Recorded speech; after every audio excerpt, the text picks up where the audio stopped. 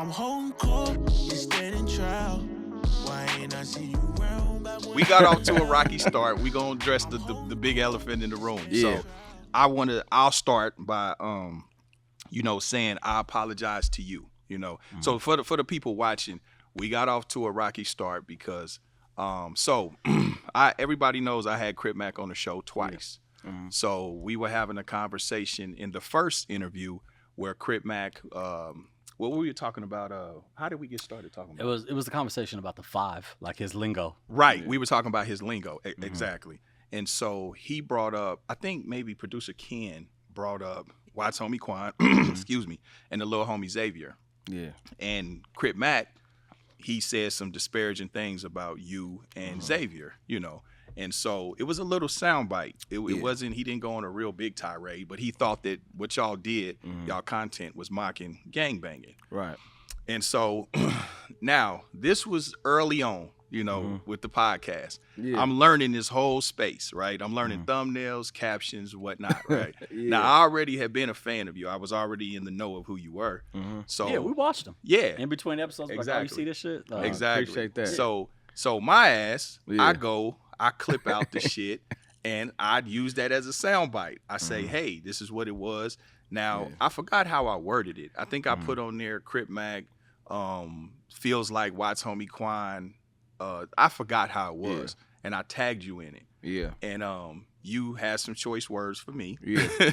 Homie calls me on IG, right? So I'm thinking, right, because I'm thinking like, oh shit, homie calling me, he gonna laugh about it, and he gonna come on the show. This nigga was hot.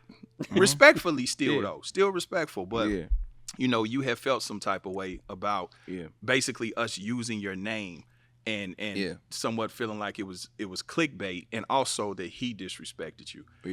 But you're here now. I want to tell you I apologize, my brother. That was a misstep on my part. I didn't understand. I was learning this whole space, this YouTube space, this podcasting thing, and I probably shouldn't have used your name. And if I probably should have asked you first. Right. You know what I'm saying? If it was cool, especially because we didn't have a relationship. So my bad to you, my brother. Nah, man, you good. And like I said before, man, I apologize for even handling it the way I did, because even though I was disrespected, I still didn't have to handle it in the way I did. That's why I doubled back later. After those months passed, I was like, "Hey, bro, I apologize for coming at you like that." Even though I felt, it's all love, bro. Like, I had to really understand that. Step out of yourself, Quan. Think about the whole picture. Understand that he probably didn't know.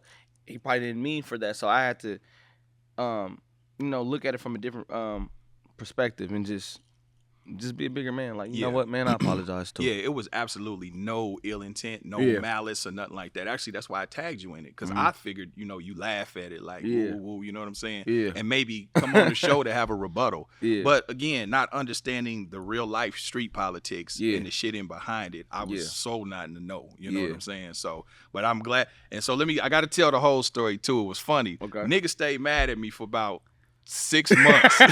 About 6 months.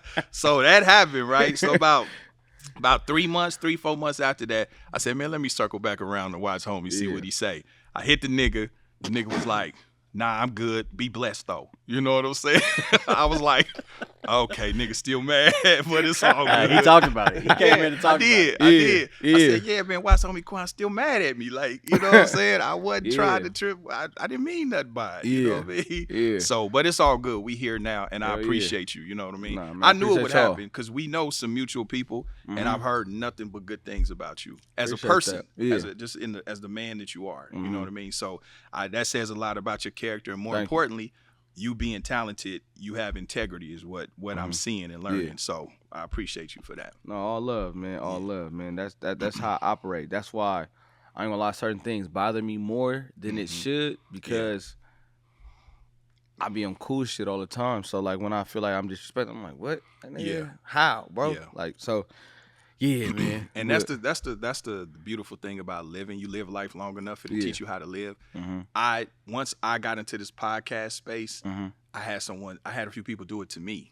And then I felt where you was coming from. Yeah. Because, see, they don't know what type of narrative I'm fighting against and what I'm building, what I'm going through, the hate I might be dealing with. Yeah. And they may be, unknowingly feeding some bullshit that I'm already trying to get away from. You know what I mean? Exactly. And even though I know they probably don't mean it, because they don't know, but I understood the frustration you were dealing with. So. Yeah.